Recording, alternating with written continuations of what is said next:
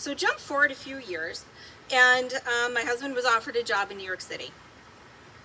I thought that was going to be terrifying, but I absolutely loved New York City. It was a great change for me. And oddly, the small apartments and proximity to people all the time made me feel safer. I liked having the noise and the bustle and the hustle.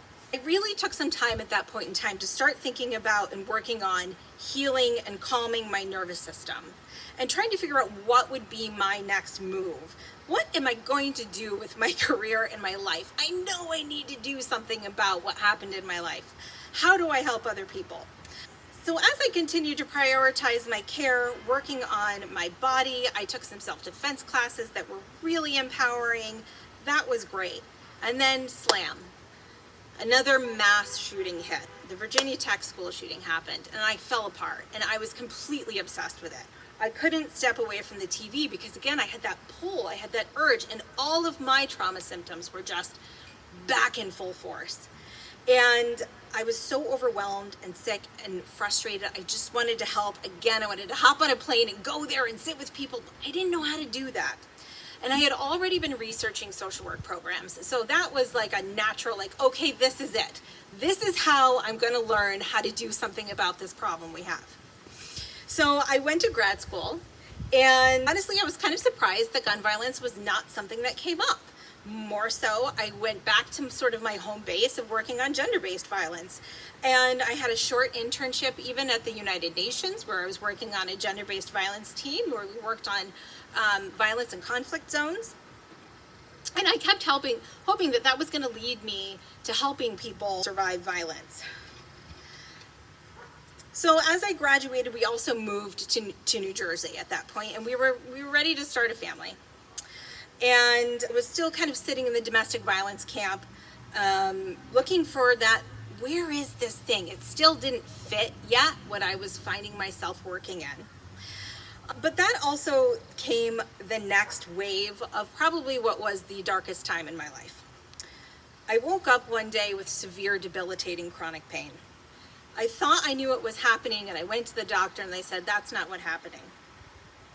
And I came to find out that what was really happening is that I had, through all of my therapy and all of the years of working on myself, I had been holding on to my trauma in my body. And I had a really significant tendency to tuck myself in very tight in my shoulders and mostly in my pelvis. And I developed really significant chronic pain in my pelvic region. And it was devastating, and it was extremely hard. It was mind-numbing. And what I came to understand was that that's what Bessel van der Kolk was talking about when he said the body keeps the score. Trauma lives in your body. As much as we work on it in our minds, and that grief work and that emotional work is important, it really sits in our physical selves. And so while this was one of the darkest times of my life, it was also one of the times of greatest growth.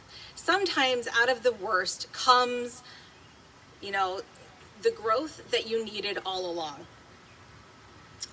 I had no choice but to stop and listen to my body and focus on healing physically. I did a lot of physical therapy, and I learned to release my muscles, and more importantly, I learned to breathe again. Breathing, surprisingly, is not something we do automatically the way we think we do. We might breathe to stay alive, but we don't necessarily breathe the way we should. And we're going to hear a little bit more about that in a few minutes. So during this time, as I worked through this, I also became a mother.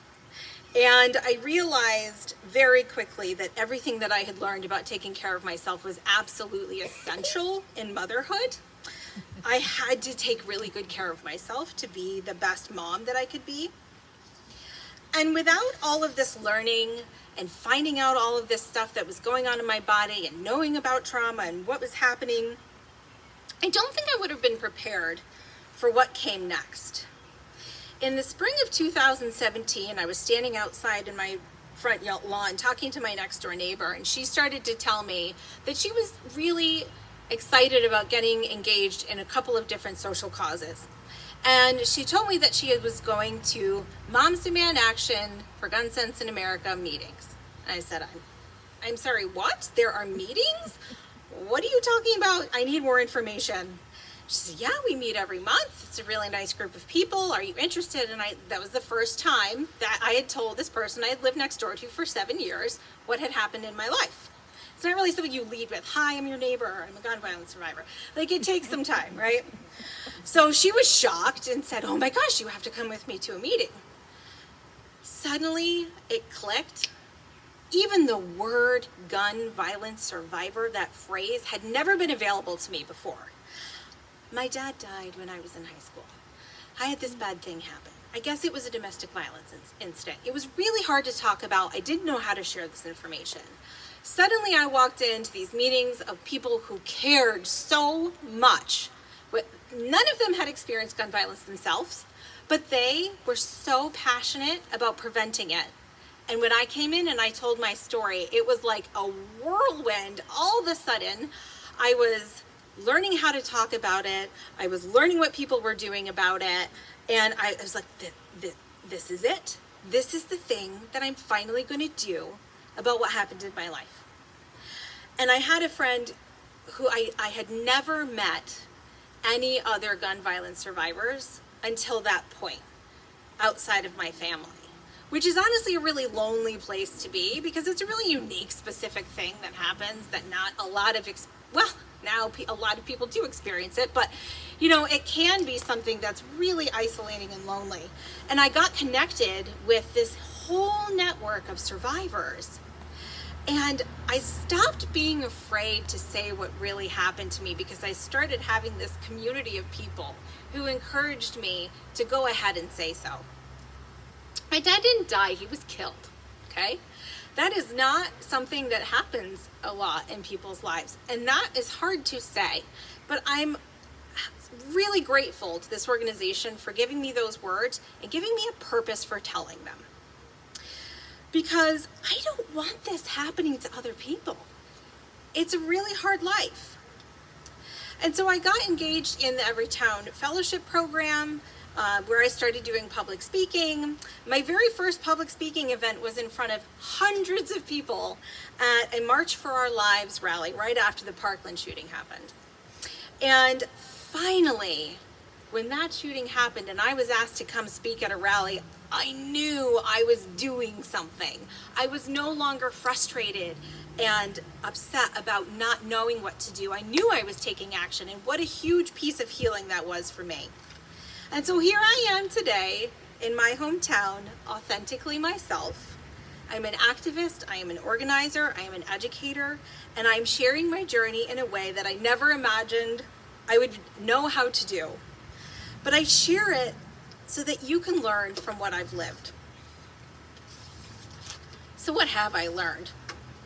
And what can you get from what I've learned and from what I've lived? What do you want to do with this information? What do I hope you will do with this information? My whole journey, I worked on healing, right? Seeking a lot of different ways to calm my highly activated nervous system. The persistence in seeking help in many forms is how I am able to stand before you today with a trauma switch that is no longer permanently on, but mostly stays off and comes out when it's needed. I might get a little more nervous than the average person. I will always be more sensitive than the average person. I know how to manage that, and I know how to handle it. My trauma is not in charge anymore. I am.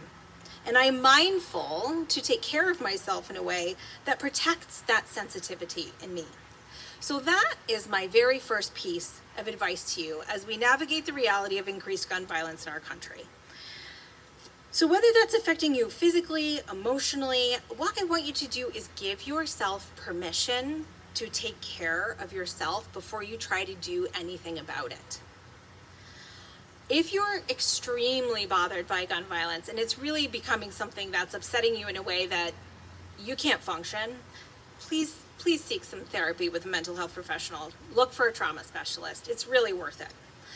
But assuming that you're, just drawn in by the news and trying to figure out what is this that's going on and what can I do about it, care for yourself in some of these other ways.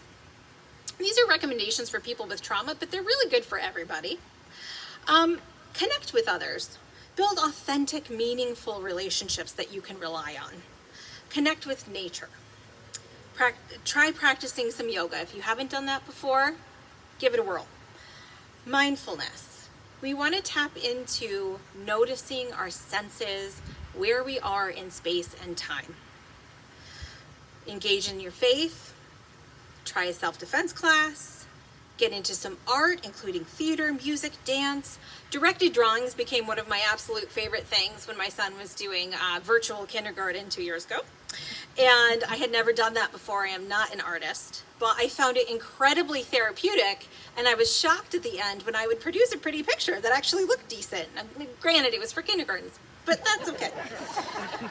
I don't have high expectations when it comes to art. I leave that to my sisters and my mother.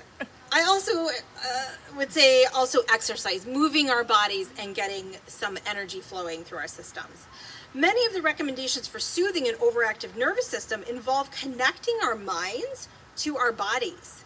When the survival brain takes over, we become disconnected from our bodies, including our breath. So when we're taking care of ourselves, we need to be focused on reconnecting our body and our brain.